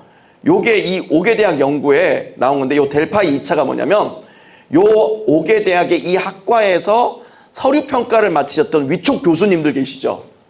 그분들이 이거 들었으면 좋겠어요 라고 표시한 거예요. 이분들이 실제 연구를 위해서 과목별로 우리 과에서는 이거 꼭 들었으면 좋겠어요. 들으면 좋아요. 이게 핵심과 권장을 표시를 하신 거예요. 원래 저 보고서 원문에 가면 다 이제 저기 모든 과목이 다 있습니다. 근데 저는 이제 그중에 확률과 통계만 보여드리는 건데, 확률과 통계는 자 여기 핵심과 권장 합한 비율이 어때요? 어디서 이런 설문조사 보신 적 있으세요? 그러니까 이게 쉽게 나오기 어려운 설문조사죠. 그럼 그건 뭐예요? 그 대학 교수님들은 꼭 들었으면 좋겠다고 생각한다. 이런 것들 감안해 주시면 좋겠습니다. 왜냐하면 지금 이제 고등학교는 아까 얘기대로 확률과 통계가 등급을 내는 과목이고, 수능에서는 주로 자연계 학생들은 미적분을 보기 때문에 확률과 통계를 수능에서 보질 않아요.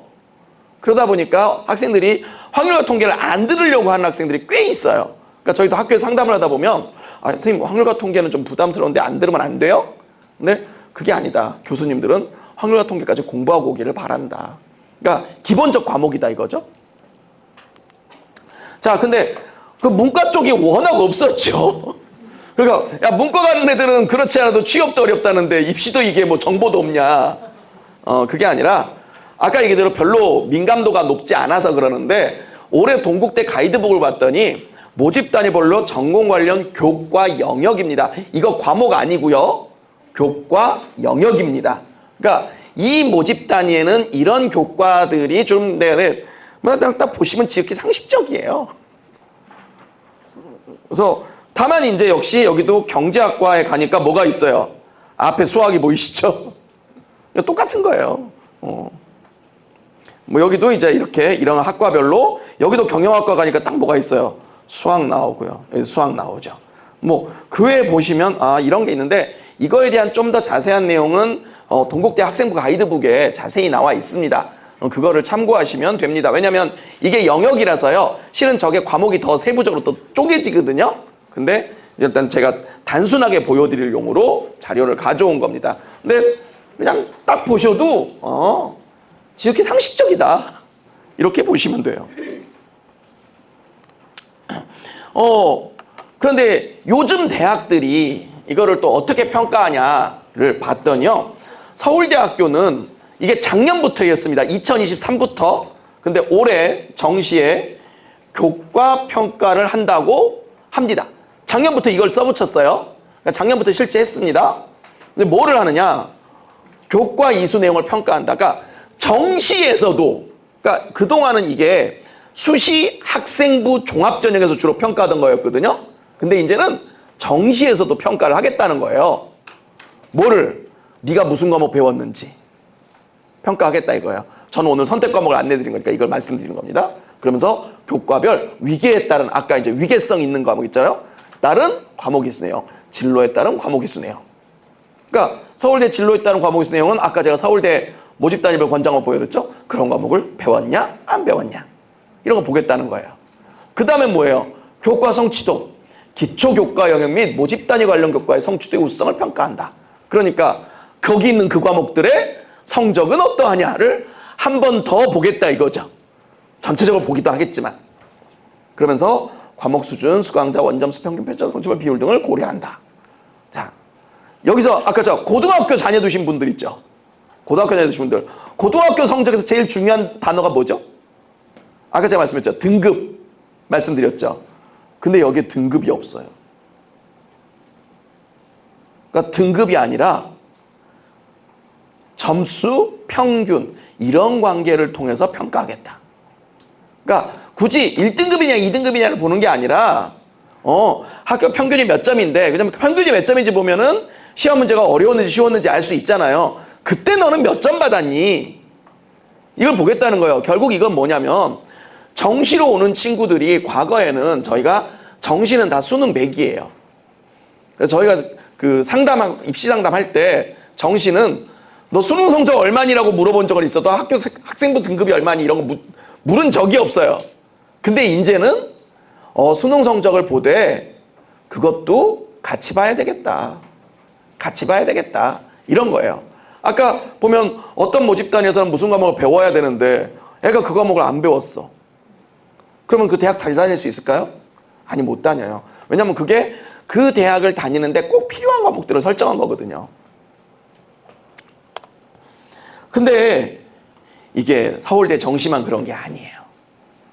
자, 경희대학교, 우리 또 가까이 있잖아요. 경희대학교 우리 동대문구 안에 있습니다. 경희대학교 수시 전형을 봤더니 지역균형 전형이라고 있는데 여기 뭐가 들어있냐? 교과 전형인데요. 교과 종합평가가 30% 있습니다. 교과 종합평가가 30% 있어요. 그러니까 뭐예요? 이거 정성평가 한다는 거예요. 선택 과목은 뭘 들었고 그 과목 성적은 어떤지 보겠다는 거예요. 다만 경희대학교는 작년 수시 요강 기준으로 올해 수시 요강도 마찬가지입니다. 1등급과 2등급의 점수 차이가 4점이에요. 여기 보시면 제가 일부러 점수표를 붙여드렸어요. 1등급과 2등급의 점수 차이가 4점이죠. 그러니까 요건 1등급과 2등급의 점수 차이가 좀 있어요. 그러니까 교과 종합평가로 완벽하게 역전을 한다기보다는 내신 성적에 따른 점수를 놓고 교과평가 점수로 일부 보정을 한다. 일부 보정을 한다. 이 정도로 이해를 하시면 될 것 같아요. 자, 왜 저 4점이 솔직히 4점만 보고는 큰 건지 작은 건지 잘 모르시겠죠? 솔직히 아시기 어려워요. 근데 뒤를 보시면 좀 더 쉬워요. 자, 건대가 또 있는데 건대는 교과 70에 서류 30을 반영한대요. 그런데 여기 건대 보세요. 1등급과 2등급의 점수 차이가 어때요? 자, 아까 경희대가 100점이었죠? 100점으로 환산해보면 1등급이 100점일 때 2등급이 몇 점? 99.7이 돼버리죠. 그러니까 경희대하고 건대하고 했을 때 점수 간격이 어디가 좁고 어디가 넓어요? 건대가 좁고 경희대가 넓죠. 그러니까 건대 같은 경우는 정성평가인 저 서류평가 영향력이 훨씬 더 커지겠죠. 그럴 수밖에 없죠. 왜? 점수가 조밀하게 붙어 있으니까 서류평가에서 더 많은 부분이 역전될 수 있잖아요. 솔직히 교과 전형에 이렇게 넣는 거에 가장 원조는 동국대입니다. 동국대가 2022년부터 시작을 했고요. 건국대와 경희대는 2023년부터 시작을 했거든요. 동국대가 뭐 어떻게 되어 있느냐? 8명을 추천하고 서류를 30% 하는데 자, 여기 보세요. 1등과 2등의 점수 차이 어때요? 더 좁죠? 그런데 동국대의 진짜 무서운 바는 여기 있어요. 상위 10과목 반영이에요. 그러니까 우리 학생들이 1학년 1학기부터 3학년 1학기까지 배운 과목 중에 그러면 만약에 한 학기에 8과목이 반영 과목이다. 그러면 8호 40개 과목이 있는 거잖아요. 6개라 그래도 6호 30개 과목이 있는 거잖아요. 그 중에서 좋은 거 10개만 땡겨간다는 거예요. 그러면 교과 점수의 실질적 간격은 어때요? 더 확 줄어들겠죠. 그러니까 서류 30이어도 영향력이 훨씬 크다. 실제 동국대 자료를 보면 저 서류평가의 실질적 결정력이 거의 93%에 육박한다. 그러니까 저 정도면 저거는 교과의 탈을 쓴 종합전형이다. 뭐 이렇게 봐야 되는 거죠. 그러니까 저거는 제가 볼 때 거의 서류 100전형이라고 봐도 크게 문제가 없을 정도의 수준이다. 그러니까 이런 전형들이 있어요. 근데 이런 전형만 있는 게 아니에요. 자, 동국대는 2022년부터 건국대와 경희대는 2023년부터 시작을 했는데 올해 2024 대입, 즉 올해 고3 아까 2분 계셨어요. 올해 고3 자녀 두신 분들 2024 대입부터 뭐가 또 들어왔냐? 경북대, 부산대, 목포대가 자, 경북대에 대해 제가 전형 등이라고 써놨죠? 경북대나 부산대는 실은 지방 거점 국립대학이어서 학생부 교과 전형 선발 인원이 1000명이 넘어요. 근데 그 전형 전부에 대해서 그 교과 전형 전부에 대해서 뭐를 한다? 서류평가 20, 학업영역평가 20을 반영한다. 목포대는 5%를 반영한다. 그럼 뭐예요? 2022에 동국대, 2023에 건국대하고 경희대, 2024에 경북대, 부산대, 목포대 점점 늘어나고 있죠. 볼까요? 2025년 대입을 봤더니 성균관대는 원래 학생부 교과 100인데 정성평가가 20% 있었거든요. 근데 여기 뭐라고 돼 있었냐면요. 진로선택 과목 및 전문교과만 정성평가한다고 돼 있었어요. 그런데 2025년부터는 학생부 100을 하는데 정성평가가 뭐라고 돼 있어요? 전체 과목으로 바뀌죠. 그러니까 정성평가가 확대돼요. 물론 이제 이거는 이제 누구부터? 올해 고2 학생들부터. 한양대학교. 한양대학교는 전통적으로 수능 최저가 없는 교과 100을 많이 운영했거든요. 그런데 2025년부터 정성평가 10%가 들어오고 수능 최저를 붙인대요. 2025년부터. 어떻게 되고 있다? 교과 전형에서 정성평가, 즉 종합전형은 당연히 정성평가고, 종합전형은 당연히 정성평가인데 교과 전형에서도 정성평가가 점점 확대되고 있다죠. 그러면 우리 중학교 2학년, 3학년 학생들은, 우리 학생들이 대학에 가야 될 2027 대입이나 2028 대입에서는 이런 전형이 어떻게 될 가능성이 높다? 더 확대될 가능성이 높은 거죠. 그거 봤더니 공주대학교도 2025 대입에서, 공주대학교는 원래 교과 전형에 수능 최저가 있어요. 그런데 그거를 교과 1전형과 교과 2전형으로 나누고, 교과 1전형은 수능 최저가 있고 교과 100, 교과 2전형은 수능 최저 없이 정성평가 20, 이렇게 하겠다는 거예요. 이제 이런 것들이 들어온다. 그리고 연세대가 원래는 2025 대입만 발표가 됐어야 되잖아요. 그런데 2025를 발표하면서 2026을 미리 사전 예고했어요. 그러니까 이 중요한 거라고 미리 알려주마. 뭐라고? 2026 정시에 사전 예고 해가지고 현재 고등학교 1학년으로 돼 있죠? 정시 모집에 학교생활기록부 교과 이수를 평가를 도입하겠다. 아까 서울대가 했던 거 있잖아요. 뭐 그거와 어떻게 다를지 모르겠지만 어쨌든 교과를 어떻게 들었는지 이런 것들에 대한 평가를 연대도 반영하겠다. 참고로 제가 고대는 말씀을 안 드렸는데요. 고대는 정량평가 20%가 올해부터 들어가요. 그 대신 그거는 정량평가예요. 정성평가는 아니에요. 저는 지금 정성평가만 말씀드리고 있어요. 그러니까 서울대, 연대, 고대가 다 정시에 뭐가 들어간다? 26대입이 되면 학생부가 조금씩은 들어간다. 그러니까 그만큼 이제 학생부의 중요도가 커진다. 오늘 여기 이제 중학교 학부모님들이 중심으로 오시기 때문에 제가 그 정도로 말씀을 드립니다. 그리고 그럼 종합전형 정성평가 어떻게 하냐? 이게 또 좀 관심이 크시잖아요. 물론 지금 오늘 이거는 자세하게 말씀드릴 일은 아니에요. 왜냐하면 중학교 때 뭘 해봤자 고등학교 생기비 안 써져요. 그죠? 그러니까 고등학교 가서 하셔야 될 일이에요. 그런데 이제 컨셉만 좀 보고 가자. 컨셉만 좀 보고 가자. 종합전형 하면은 이 5개 대학 공동연구가 굉장히 유명합니다. 왜냐하면 이 5개 대학이 전국의 여러 대학의 종합전형을 조사를 해서 그걸 어떤 좀 일종의 집대성했다고 할까? 표준화를 했다고 할까? 이런 모델이에요. 그러니까 1, 2학년 때까지는 저것만 보셔도 돼요. 3학년 때 되면 이제 내가 원서 쓸 대학의 평가 요소를 봐야 되겠지만 1, 2학년 때까지는 저거 보시면 되는데 과거에는 요렇게 뽑았어요. 요렇게 하겠다. 학업 역량, 전공 물값성, 인성 발전 가능성. 근데 이제 이게 학업 역량, 진로 역량, 공동체 역량으로 나눈다. 뭐 여기까지는 별게 없어요. 학업 역량 봤더니 그러니까 말만 조금 다르지 비슷해 보이죠. 전공 적합성에 뭐가 있었냐면 전공 관련 활동과 경험이 있었는데 그게 일로 오니까 없어졌죠. 전공에 대한 관심과 이해도 없어졌죠. 그러면서 뭘로 왔어? 진로 탐색 활동으로.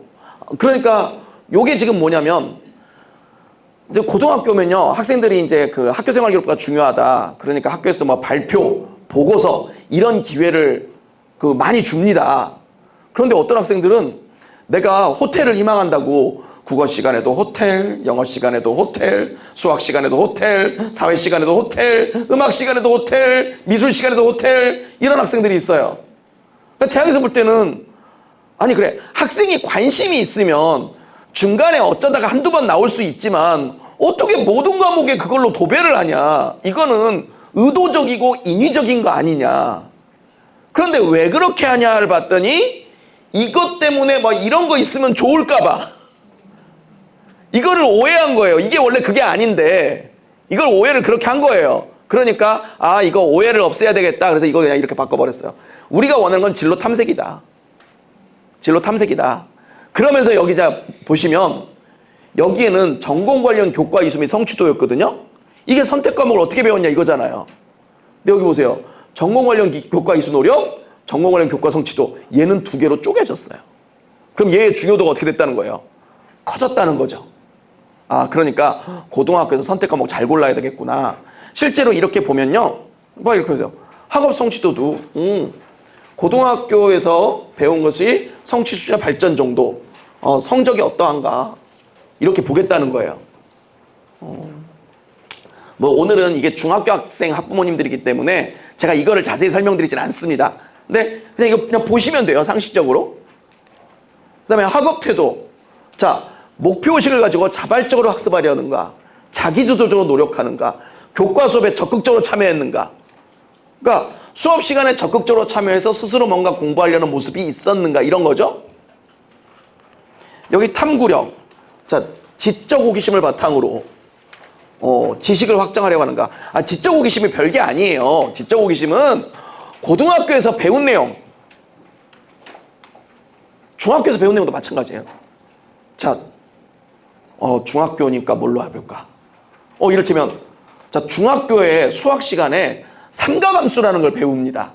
사인, 코사인, 이런 거 배우긴 배우죠. 그러면, 만약에 어떤 학생이 그럴 수 있잖아요. 수학 선생님이 사인, 코사인이라는 걸 가르쳐 주셨어. 저건 뭐지? 저거 도대체 어디다 써먹는 거야? 그래서 사인, 코사인은 어디에 쓰이나? 이런 걸 알아봤다. 이게 지적 호기심이에요. 대단한 게 아니에요. 그러니까 선생님이 수업 시간에 가르쳐 주시면 저건 왜 그러지? 저거는 어디다 써먹을까? 뭐 이런 정도의 상상들이 있잖아요. 그거를 궁금해하는 게 지적 호기심인데 문제는 그 호기심이 있는 데서 끝나는 게 아니라 뭐를 해야 돼? 그거를 구체적 성과로 내야 돼. 아, 구체적 성과가 뭐야? 수업 시간에 발표. 그러니까 이런 걸 궁금해서 이런 걸 수업 시간에 발표했는가? 그러면 탐구력 있는 거예요. 뭐 탐구력이라는 게 별난 게 아니에요. 그러니까 이거를 너무 위대하게 보시니까 뭐 논문을 써야 된다고 하더라. 아니, 무슨 논문을 왜 써? 고등학생이. 고등학생이 논문을 왜 써요? 논문은 대학원생이 써야지. 안 그래요? 그러니까 고등학생 수준입니다, 이게. 그러니까 학교에서 뭘 배우면 아, 이거 어떻게 될까? 이건 뭐 배울까? 이건 누가 처음 이렇게 얘기했을까? 이런 거 궁금해하고, 근데 궁금해하고 끝이 아니라 궁금하면 도서관에 가서 책을 찾아보거나 인터넷 가서 자료를 찾아보고 공부를 하라는 거죠. 그걸 자기가. 그러면 그 공부한 걸 바탕으로 언제 수업 시간에 기회 있을 때 발표를 하거나 간단한 보고서를 내면 그게 지적 호기심이 있는 학생이고 탐구력이 있는 학생이다. 그러니까 탐구력을 과잉하게 해석하시면 안 됩니다. 다 무슨 논문 써야 된다 아니에요. 자, 그다음에 전공 관련 이수노력. 자, 전공에 관련된 과목을 적절하게 선택하고 이수했냐 이거예요. 그다음에 여기 이건 뭐냐면요. 솔직히 동대문구에는 그런 학교가 없는데 이 읍면 지역에 가면은 학교가 아주 작은 학교가 있어요. 있겠죠? 그러면 그런 학교에는 선생님도 적어요. 학교가 작으니까. 선생님이 없으니까 과목이 없어.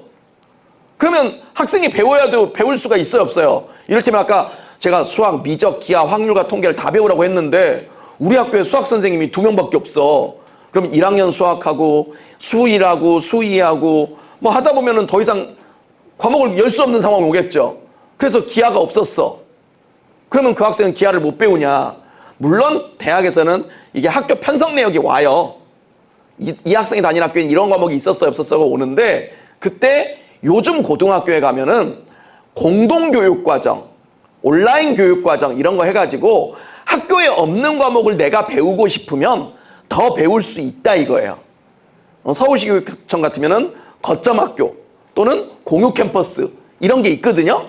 그럼 혹시 어떤 사정으로 학교에서 그 과목을 못 배웠다면 학교 바깥에서 배울 수도 있는 것도 인정한다. 이런 거예요. 그러면서 뭐예요? 학습 단계 위계에 따라 이수했냐. 그러니까 위계는 지켜라. 그러니까 되지도 않으면 그 어려운 거 하지 말고 그러니까 딱 맞춰서 해라 이거죠. 그래서 이런 그 소위 말하는 특목고용 과목들이 있거든요. 그러니까 이런 특목고용 과목들도 일반고 학생도 배울 수 있어요. 근데 배우는데 뭘 하라? 요거 배우고 나서 배워라. 그러니까 요게 일반적인 고등학교 과목이에요. 보통 교과거든요. 그러니까 경제를 배우고 경제를 좀 더 알아보고 싶은 학생이 있을 수 있죠. 그러면 그 학생이 국제경제를 배우는 건 훌륭하다. 그런데 어떤 학생이 국제경제는 배웠는데 경제를 안 배웠어. 그러면 얘 뭐지? 이런 생각을 하게 된다는 거예요. 그러니까 지금 당연한 얘기죠. 뭐 그런 겁니다. 자, 그 다음에 이제 당연히 그 과목의 성취 수준. 그 과목을 아까 단순히 배운 게 끝이 아니라는 거죠. 잘해야 된다. 왜? 지금 우리가 본 대학들은 어떤 대학이에요? 10%잖아요. 10%니까 당연히 잘해야 되겠죠. 그 다음에 진로 탐색 활동 아까 말씀드렸죠. 그러니까 여기서 보시면요. 학교에서 하는 다양한 활동에 참여하여, 그러니까 학교에서 하는 다양한 활동에 참여하면서 어떤 진로에 대해서 탐색 활동을 했느냐 이거예요. 그래서 교과나 창의적 활동에 관심을 가지고 탐색한 경험이 있는가. 그러니까 지금 포인트가 어디로 가 있다? 탐색이다. 이거 봐주시면 좋겠습니다. 그 다음에 협업 소통. 뭐 학생들이 협업이 중요하다. 이런 거 당연히 아시겠죠? 실제 근데 이제 이 부분부터가 이제 인성 영역, 공동체 역량이거든요. 근데 요 부분은 실은 우수한 학생들은 크게 변별이 안 돼요. 왜? 다 우수해. 그리고 솔직히 뭐 요즘 최근에 학교 폭력이 뭐 여러 그 연예인들이라든가 뭐 정치 고위 관계자들이서 뉴스가 된 적이 있었잖아요. 그런 학교 폭력 있는 학생들은 거의 지원도 안 해요. 그러니까 학교 폭력이다. 그게 뭐 가해 학생이다. 그럼 대부분 지원도 안 해요. 그런 학생들은. 그런 학생들은 어디 내? 뭐 교과 전형, 논술 전형, 수능 전형 이런 데 내는 거예요. 그러니까 자기네들도 아는 거예요. 그거 있으면은 종합 전형에서는 불이익을 받으니 그 전형 원서 안 쓰면 되는 거지. 그러다 보니까 이제 그런 게 있는 학생들은 당연히 이제 뭐 어떤 불이익을 받을 텐데 불이익을 받을 학생이 있어 없어? 없어요. 그러니까 이거는 대단한 걸 하라는 건 아니고요. 그리고 이거는 특히 이 공동체 역량은 대학마다 좀 보셔야 되는 게 제가 지금 몇 가지 칸을 보여드릴 거거든요. 모든 대학이 저걸 다 적용하는 애는 없어요. 저런 애는 존재하지 않아요. 존재하지 않아요. 그잖아요. 우리는 지금 학생을 뽑는 거지 신을 뽑는 게 아니에요. 성인을 뽑는 게 아니에요. 그죠? 뭐 이 정도 되면은 거의 뭐 예수 그리스도님이라든가 뭐 부처님이라든가 뭐 이런 급이란 말이죠. 그러니까 이거는 그러니까 특별히 문제가 없는 정도면 된다. 그러나 특히 이제 요즘 대학에서 많이 보는 게 협업 능력. 친구들이랑 같이 뭘 한 적이 있는가. 이런 것들은 이제 학생마다 좀 편차가 나요. 나눔과 배려. 요즘 나눔과 배려 이런 거 안 되는 학생 없어요. 다 착해요. 종합전형 오는 애 친구들은. 성실, 규칙 준수. 학교에 규칙 안 지키는 아이도 있죠. 근데 그런 아이들은 이런 전형에 원서를 안 내죠. 그죠? 리더십. 뭐 여기서 리더십도요. 이걸 리더십을 오해하시면 안 되는 게 꼭 그러면 반장을 하고 꼭 정교회장을 해야 되냐. 그건 아니에요. 작은 공동체라도 그 공동체의 목표 달성을 위해 노력한 경험이 있는가. 이거예요. 공동체의 목표 달성을 위해잖아요. 그래서 계획하고 실행을 주도했는가. 구성원들의 참여를 이끌어내고 조율했는가. 실제 이런 경험들이 있는 거. 그러니까 이런 경험들은 실은 학생마다 좀 다르죠. 좀 더 많은 학생도 있고 적은 학생도 있습니다. 그래서 이런 것들이 있는데요. 요거에 대해서 좀 더 자세하게 궁금하신 분들은요. 우리 센터에 김 선생님이 실제 입학사정관도 역임을 하셨고 이런 분야에 굉장히 정통하십니다. 그래서 우리 동대문 센터에 상담을 요청하시면 아마 필요한 정보를 충분히 얻으실 수 있을 거라고 생각합니다. 저는 이상 마치겠습니다. 감사합니다.